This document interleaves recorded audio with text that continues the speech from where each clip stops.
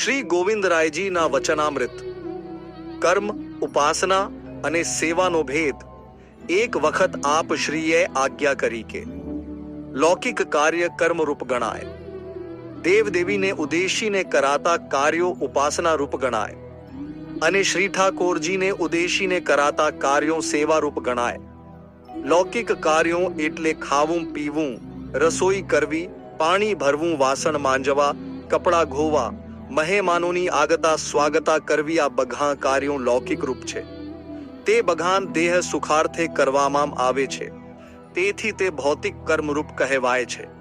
કોઈ દેવ વિશેષણી અથવા ભગવાનના અવતારાદિકની પૂજા ઉપાસના કરવામાં આવે તે ઉપાસના રૂપ ગણાય છે.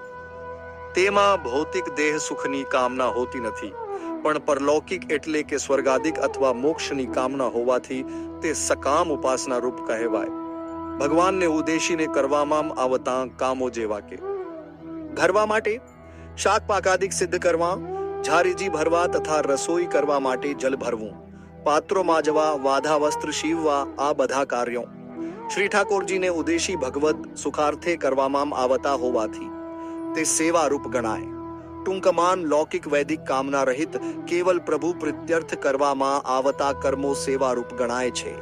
આ રીતે કર્મ, ઉપાસના અને સેવાનો ભેદ આપશ્રીએ સમજાવ્યો હતો.